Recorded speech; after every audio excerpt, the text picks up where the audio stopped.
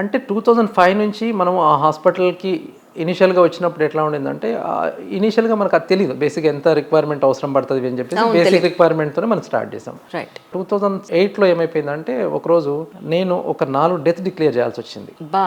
ఒకటే రోజు. ఎందుకు? నా దగ్గరకొచ్చిన బేబీస్, న్యూ బార్న్ బేబీస్ అన్నీ కూడా బయట నుంచి ట్రీట్మెంట్ తీసుకొనొచ్చారు. సరైన ట్రీట్మెంట్ ఎండ్ ఆఫ్ ది స్టేజ్‌లోకి వచ్చారు నా దగ్గరికి. వాళ్ళని నేను 1, 2 డేస్‌లోనే వాళ్ళని నేను డెత్ డిక్లేర్ చేయాల్సొచ్చింది. రీజన్ ఏందని వెతికితే అప్పుడు మన దగ్గర వెంటిలేషన్ ఫెసిలిటీ లేదు. సో ప్రాపర్ ఎక్విప్మెంట్ లేదు. ఇంకా టెక్నికాలిటీ లేదు.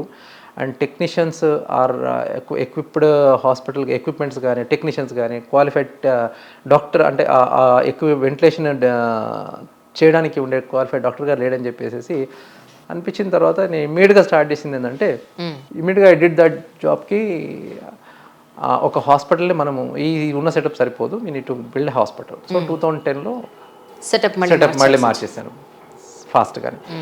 మార్చేసిన తర్వాత 2011 షిఫ్ట్ అయిపోయాము. దాని తర్వాత ఒక రెట్రోస్పెక్టివ్ స్టడీ తీసుకొని ఆ రోజు మా నాన్నకు చెప్పాను, నేను ప్రాక్టీస్ చేయదలుచుకోలేదు నాన్న అంటే ఒకటే అన్నాడు, దీంట్లో నీ తప్పు ఉంటే నువ్వు మానే, ఐఎమ్ ఓకే విత్ ఇట్. దీంట్లో నీ తప్పు లేదు అని నువ్వు అనిపిస్తే ఎక్కడ ప్రాబ్లం ఉందో వెతుకు, నేను మా వైఫ్. అంతే కదా. ఇప్పుడు ఎందుకంటే మీ దగ్గరికి వచ్చేటప్పటికే చాలా పీక్ లో వచ్చారు, లాస్ట్ మినిట్ లో వచ్చారు. ఆ టైంకి పాపం మీరు మాత్రం ఏం చేయగలుగుతారు? సో నేను మా వైఫ్ అట్లా అంటే 2 days అసలు నాకు నిద్ర పట్టలేదు. లిటరల్గా చెప్పాలంటే 4 babiesని డెత్ డిక్లేర్ చేసాం. పేరెంట్స్ వాళ్ళు కూడా అంటే ఏమనట్లే, మీరు మాత్రం ఏం చేస్తారు? I was not convinced my self. ఏదో చేయాలన్నప్పుడు వి డిస్కస్డ్. అండ్ ఫస్ట్లో మా వైఫ్ ఫస్ట్ ఇల్లే కడదాం అన్నది, కానీ దాని తర్వాత she supported me to like లేదు ఫస్ట్ వి గో ఫర్ హాస్పిటలే కడగదామని చెప్పేసి సైమల్టేనియస్గా హాస్పిటలే స్టార్ట్ చేసాం. హాస్పిటల్ స్టార్ట్ చేసుకొని ఎక్విప్మెంట్స్ అన్ని కూడా మళ్ళీ ఇమ్మీడియట్గా అన్ని డంప్ చేసేసి కొత్త ఎక్విప్మెంట్ తెప్పించేసుకొని మంచి టెక్నీషియన్స్ నేను ఒక ఫెలోషిప్ నినోటల్ ఫెలో చేసిన అతను ఢిల్లీ నుంచి తెప్పించేసి మన హాస్పిటల్లో ఉన్న ఎక్విప్మెంట్ అంతా కూడా మొత్తం ఆయన సజెషన్స్ తోటి మొత్తం మళ్ళీ కొత్త ఎక్విప్మెంట్ అంతా తీసేసుకొని కాస్ట్లీ ఎక్విప్మెంట్ అంటే ఇక్కడ కార్పొరేట్ హాస్పిటల్ ఏమున్నాయో ఆ ఎక్విప్మెంట్ అంతా కూడా అప్పుడు పెట్టించేసుకొని అప్పుడు చేయడంతో అప్పుడు మేము ఆ 1 kilo బేబీస్ని 1.5 kilo బేబీస్ని ఆర్ పుట్టినప్పుడే బర్త్ ఆస్ఫిక్సియా అంటాం, ఆక్సిజన్ అందకపోవడము, కాన్ పాలస్యం అవ్వడము, ఫిట్స్ రావడము, ఇట్లాంటి బేబీస్ని మురికి మింగడం, ఇట్లాంటి బేబీస్ని కూడా మేము సర్వైవ్ చేయడానికి అన్ని పాసిబిలిటీ ఎక్విప్మెంట్స్ అని కూడా అక్కడ ప్రొవైడ్ చేసుకొని ఆ వచ్చిన డాక్టర్ కూడా he has given training to all the staff. So అందరికీ స్టాఫ్కి ట్రైనింగ్ ఇవ్వడం వల్ల మాకు అది కొంచెం టఫ్ టైం జరిగింది ఒక 1 year. బట్ స్టిల్ ఆ డెత్ రేట్ని డెఫినెట్గా ఎంతో కొంత ప్రివెంట్ చేయగలిగినాం. స్టాప్ చేయమని చెప్పి ప్రివెంట్ చేయగలిగినాం. అంటే ట్రాన్స్పోర్ట్ ఇక్కడి నుంచి హైదరాబాద్కి రావాలంటే కూడా ఎంతో కొంత స్టెబిలైజ్ చేసి, వాళ్ళ అఫోర్డబిలిటీ లేకపోతే స్టెబిలైజ్ చేసి పంపించడము. రెండోది అక్కడే వాళ్ళు చేయించుకుంటామంటే అక్కడే చేయడము. మూడోది అఫోర్డబిలిటీ ఎంతో కొంత. ఇప్పుడు నా సొంతూరు అన్నప్పుడు డెఫినెట్గా నాకు డబ్బులు లేవని ఒక ఫోన్ చేస్తారు, లేకపోతే రిలేటివ్స్ ఫోన్ చేస్తారు, లేకపోతే తెలిసిన వాళ్ళు ఫోన్ చేస్తారు. వేరే ఐఎమ్ ఓకే విత్ ఇట్. లేదు అని జెన్యున్గా ఒప్పుకున్నప్పుడు will be happy to give the services without any దీంట్లో ఒక లాభాపేక్ష లేకుండా ఆ సర్వీసెస్ ఇవ్వడానికి ఎప్పుడు హ్యాపీగానే ఉంటాం కాబట్టి. సో అట్లా లేదండి, లాభాపేక్ష అంటే మీరు మహబూబ్నగర్లో better. That's very simple point actually. The thing is ఇప్పుడు మీరంటే చేస్తారు సార్, కానీ హాస్పిటల్ స్టాఫ్ టెక్నీషియన్స్ ఎవరైతే ఉన్నారో, ఈవెన్ చిన్న బ్లడ్ టెస్ట్ చేసిన వాళ్ళు కూడా నేను ఈ హాస్పిటల్లో నేను చేస్తున్నాను, నా స్కేల్ ఎంత ఉంది, నాకు ఇంత స్కేల్ పెరగాలి. ఎందుకంటే గవర్నమెంట్ స్కూల్స్లో మారుమూల ప్రాంతాల్లో పోస్టింగ్ వస్తే ఇష్టంగా ఎవరు వెళ్ళరు సార్. సో అలాంటి కండిషన్ ఉంది రైట్ నౌ. అమ్మో అక్కడ మా పిల్లలకి ఫెసిలిటీస్ ఏమి ఉండవేమో, మా లైఫ్ ఎలాగన్న పాయింట్లో దాని ఎలా మేనేజ్ చేస్తున్నారు మీరు? 2005లో మేము హాస్పిటల్లో పెట్టినప్పుడు మౌనార్లో 10 days ఒకసారి మంచినీళ్ళు వచ్చేవండి. అయ్యో బాబోయ్. It was a shock for my wife. తను నిజామాబాద్లో పుష్కలంగా ఉన్న నీళ్ళ ప్రాంతంలో పెరిగింది. 2003లో పెళ్ళి అయిపోయేసి షిఫ్ట్ చేసుకున్నాం ఇక్కడికి. తర్వాత హాస్పిటల్ పెట్టాము. తను అప్పటికి గైనకాలజీ జాయిన్ అయింది. ఇక హాస్పిటల్ పెట్టేసేసి ఇక్కడ చూస్తే వాటర్ రావట్లేదు. 10 days ఒకసారి వాటర్ వస్తున్నాయి, డ్రింకింగ్ వాటర్ వస్తున్నాయి. అండ్ సాల్ట్ వాటర్ స్నానాలకు వాడాలి, బోర్ వాటర్ వాడాలి. సో ఇట్లాంటి పరిస్థితుల్లో పేయింగ్ కెపాసిటీ మరి ఎట్లా హ్యాండిల్ చేస్తామంటే ఇనీషియల్గా లిటరల్గా అంటే I use to do all the jobs, నేనే చేసేవాడిని. అదే మనమే డ్రిల్ మాస్టర్, మనమే హెడ్ మాస్టర్. అన్ని మొత్తం నేనే చేసేవాడిని. అంటే ఇనిషియల్గా స్టాఫ్ కూడా ట్రైనింగ్ వాళ్ళకి నేనే ఇవ్వాలి, బేబీస్కి డైపర్ చేంజ్ దగ్గర నుంచి ఐవే క్యాన్ల నుంచి ఫీడింగ్ వరకు మొత్తం నేనే ఇవ్వాలి, నేనే చూపించాలి పేరెంట్కి అండ్ నర్సింగ్ స్టాఫ్కి.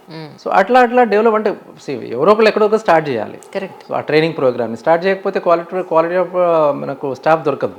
సో ఆ ట్రైనింగ్ ప్రోగ్రామ్ని మేము కంటిన్యూగా చేయడం స్టార్ట్ చేసినాం. ఆ ట్రైనింగ్ ప్రోగ్రామ్ ఇప్పటికి కూడా కంటిన్యూ నడుస్తూనే ఉంటుంది. సిరివెన్నెల గారు చెప్పినట్టు ఎవరో ఒకరు ఎప్పుడో అప్పుడు నడవరా ముందుకి అటు ఇటు ఇటు అటు అని ఒక అడుగు మనమే ముందుకు వేయాలి అని. సో అలా మీరు స్టార్ట్ చేశారు అక్కడ. ట్రైనింగ్ తప్పదండి, ఎందుకంటే క్వాలిటీ ట్రీట్మెంట్ కావాలంటే నీకు క్వాలిటీ స్టాఫ్ ఉండాలి. క్వాలిటీ స్టాఫ్ని మనం అక్కడ ఉన్న వాతావరణంలో ఎత్తుక్కోలేం, బయట నుంచి అక్కడి నుంచో రాలేరు. ఉన్న వాళ్ళలోనే క్వాలిటీ మనం వెతుక్కోవాలి, వాళ్ళని ట్రైన్ చేయాలి. సో వాళ్ళని అట్లీస్ట్ బేసిక్ కోసం మనం ట్రైన్ చేసుకున్నప్పుడైనా సరే కొంచెం ఎమర్జెన్సీస్లో మనం అన్ని ఈ ఎమర్జెన్సీని ఇట్లా గుర్తుపట్టాలి, ఈ ఎమర్జెన్సీ వచ్చినప్పుడు నాకు ఇట్లా ఇన్ఫర్మేషన్ ఇవ్వండి అని చెప్పడానికన్నా కొంచెం మనం ఒక 2 నిమిషాలు పడుకోవడానికి.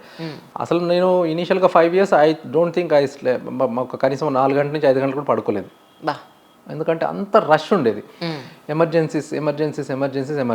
మన పరిచయం స్టార్ట్ అయ్యి 3 ఏళ్ళు అయిందా సార్? యా. అప్పటికి ఇప్పటికీ ఆల్మోస్ట్ సగం అయిపోయారు మీరు.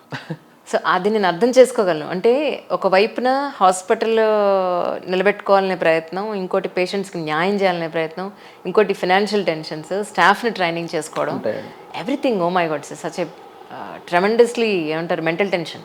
దానికి తోడు వీ రన్ ఏ ఫౌండేషన్, మన రవి ఫౌండేషన్ అని 2016 నుంచి స్టార్ట్ చేసాము. సో దాని ద్వారా awareness activities, most of awareness activities. ఇప్పుడు మీకు ట్రీట్మెంట్ ఇవ్వడానికి చాలామంది ముందుకు వస్తారు, అవేర్నెస్ ఇవ్వడమే పెద్ద పని, చాలా పెద్ద పని. సో ఆ అవేర్నెస్ లేక మనం చూసినాం కోవిడ్లో ఎన్ని ప్రాణాలు పోయినాయో. సో ఈ అవేర్నెస్ అంటే పీడియాటిక్లో ఇంకా అవేర్నెస్ చాలా తక్కువ. ఎందుకంటే ఇట్లాంటి ఇప్పుడు ఎడ్యుకేషన్ కొంచెం పూర్ణ చోట అవేర్నెస్ ఇంకా తక్కువ ఉంటుంది. సో దానికి నేను సాధ్యమైనంత వరకు రవి చిల్డ్రన్స్ హాస్పిటల్ వైపున కానీ, రవి ఫౌండేషన్ తరపు నుంచి కానీ చాలా మటుకు హెల్త్ ఎడ్యుకేషన్ ఇవ్వాలి.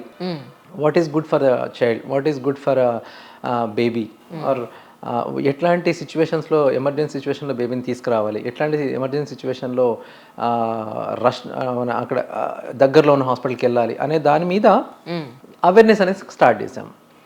సో అట్లా అవేర్నెస్ స్టార్ట్ చేస్తూ దాంట్లో మధ్యలో మళ్ళీ ఒక హాస్టల్స్ని ముందు ఇనిషియల్గా టార్గెట్ చేసాము. సో అక్కడ హెల్త్ ఫెసిలిటీస్, హెల్త్ అవేర్నెస్ కొంచెం తక్కువ ఉంటుంది కాబట్టి ఇనిషియల్గా I covered almost all social welfare hostels in Mahabubnagar. Red cross and Lions club వాళ్ళ హెల్ప్ తోటి వి కవర్డ్. అంటే ఓన్లీ ఈ అవేర్నెస్ కార్యక్రమం ఓన్లీ మహబూబ్నగర్లో మాత్రమే చేసాం, ఎంటైర్ మహబూబ్నగర్ డిస్ట్రిక్ట్. దాని తర్వాత కొన్ని బ్లైండ్ స్కూల్స్, తర్వాత మనకి ఆర్ఫనేజ్ హోమ్స్లో, దాని తర్వాత అట్లనే we started one cycle club. అవును. పాలమూరు సైక్లింగ్ క్లబ్ అని చెప్పేసి సైక్లింగ్ క్లబ్ స్టార్ట్ చేసుకొని దాంట్లో అందరూ కొంతమంది టీచర్స్, తర్వాత పోలీస్ వాళ్ళు, తర్వాత కొంతమంది లోకల్ ఆంటర్ప్రినర్స్, అట్లా నేను. అండ్ దాన్ని ఒక సేవ్ గర్ల్ చైల్డ్ అనే కాన్సెప్ట్ మీద, అరే ఒక ఇంట్లో ఎందుకు అమ్మాయి వద్దనుకుంటున్నారు కానీ అదే ఇంటికి కోడలు కావాలనుకుంటున్నారు, మరి అక్కడ పుట్టాలి అమ్మాయి కానీ మన ఇంట్లో వద్దనుకుంటే రేపు పొద్దున మన పిల్లలకి ఎక్కడ దొరుకుతారు. సో అదే దాని మీద వై సేవ్ గర్ల్ చైల్డ్ అనేది ఇంపార్టెంట్ అనే దాని మీద వి యూస్ టు సైక్లింగ్ అయిపోతుంది, సండే మన సైక్లింగ్ అయిపోతుంది, at the same time some awareness వస్తుంది ఇవ్వడం అని చెప్పేసి. ఎందుకంటే ఒక 10 మంది ఒక సేమ్ టీ షర్ట్ వేసుకొని ఒక సైకిల్ మీద వెళ్తున్నప్పుడు అందరి కళ్ళు అక్కడే ఉంటాయి, ఎందుకు వెళ్తున్నారు అనే దాని మీద. సో వెళ్తున్నప్పుడు వాళ్ళందరికీ కూడా కొన్ని పాంప్లెట్స్ ఇవ్వడమో, లేకపోతే అక్కడ వేసేసి ఆ ఊర్లో వాళ్ళకి అందరికీ అక్కడున్న పెద్ద మనుషులను గ్యాదర్ చేసుకొని అందరినీ మాట్లాడే వాళ్ళతోటి views about their views and thoughts, ఎట్లా సమాజం మీద ప్రభావం ఎట్లా చూపుతుంది, పెద్ద మనుషుల యొక్క ఆలోచన రీతి ఇప్పుడున్న సమాజానికి ఎట్లా ఉపయోగపడుతుంది దాని మీద, ఎందుకు మనం అమ్మాయిని కాపాడుకోవాలి అనేది దాని మీద we use to give that kind of ఇది అవేర్నెస్. అట్లనే ఫౌండేషన్ ద్వారా యువ ప్రోగ్రామ్స్ అని ఒకటి చేసాం. ఆ యువ ప్రోగ్రాంలో అన్ని స్కూల్స్లో, కొన్ని గర్ల్స్ స్కూల్స్లో, కొన్ని బాయ్స్ స్కూల్స్లో అండ్ కోఎడ్ స్కూల్స్లో కూడా, అంటే ఈ టీనేజ్ ఏజ్లో వచ్చే ఇష్యూస్, హెల్త్ ఇష్యూస్ మీద, వాటి మీద we have given awareness. So body changes ఎట్లా వస్తాయి, ఎమోషనల్ చేంజెస్ ఎట్లా వస్తాయి, and what is good touch, what is bad touch, so వీటి మీద, and what is losses no అని అది కూడా ఇంపార్టెంట్. సి ఎంతసేపు ఉన్న అమ్మాయిల్ని మీరు ఇలా ఉండాలి ఇలా ఉండాలి అంటుంది తప్ప అబ్బాయిల్ని నువ్వు ఇలా ఉండకూడదని చెప్పట్లేదు. ఎగ్జాక్ట్లీ. సో ఆ బాయ్స్ స్కూల్లోకి వెళ్ళిపోయేసేసి నువ్వు ఇలా ఉండకూడదు అనే దాని మీద కొన్ని అవేర్నెస్ ఇచ్చేసేసుకొని సో వాళ్ళకి నీకు కూడా పనిష్మెంట్ ఉంది, నీకు కూడా పనిష్మెంట్ ఉంది అని చెప్పి కార్యక్రమం కింద అదొక అవేర్నెస్ క్రియేట్ చేయడం స్టార్ట్ చేసాము.